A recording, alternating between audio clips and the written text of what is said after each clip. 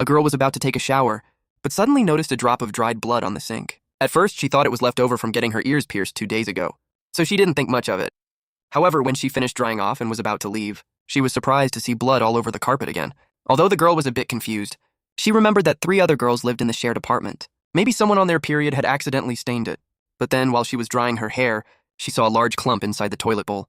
She instantly realized that the door to her dorm room had been unlocked just now. Besides, her roommates were all very clean and would never use the toilet without flushing. A terrifying thought crossed her mind.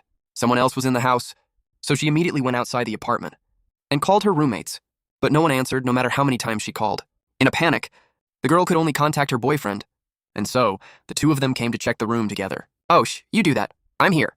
You're saving this feel funny." At first, they walked into the girl's bedroom. The bed was covered with clothes and the desk was a mess, making the girl look a bit embarrassed. Then, the other bedroom was clean and tidy, forming a sharp contrast with her room. However, upon arriving at the 3rd room, the whole room was a mess. A window was also broken. Obviously, someone had broken in. But strangely enough, precious items like the camera were all still there. At that moment, the roommate of this room called. The girl quickly told the other person about the situation here. Upon hearing this, Xiaona immediately said she would come back right away. Then they came to the last person's bedroom. But the door was locked from the inside. The boyfriend speculated that Xiaomei might be at a friend's house, so the girl tried to call, but still couldn't get through. From the keyhole, they could see the roommate's backpack, indicating that the person was in the room. The boyfriend immediately tried to shoulder the door open, but it was exceptionally sturdy. Several attempts yielded no response. Even more eerie was that the feces in the toilet had disappeared. Clearly, after he left, someone had silently flushed away the evidence. The girl was so frightened by the sight that she couldn't speak. However, the scary part was, right after the 2 had called the police, looking up, they saw 2 police officers walking toward them. Could it be that they knew they were about to call the police? "Have you been waiting here for a long time?" But after talking to them, we found out they were just postal police officers. The reason they came here was because they had found a phone, and the phone belonged to Xiaomei.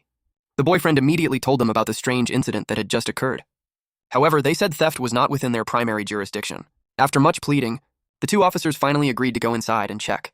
Before long, Xiaona arrived with her friends, but they all knew Xiaomei never locked her room from the inside, so Xiaona instantly felt something was wrong. A friend forcefully broke down the door. Everyone was stunned by what they saw. The record! The police quickly sealed off the scene. Xiaona's emotions had completely collapsed.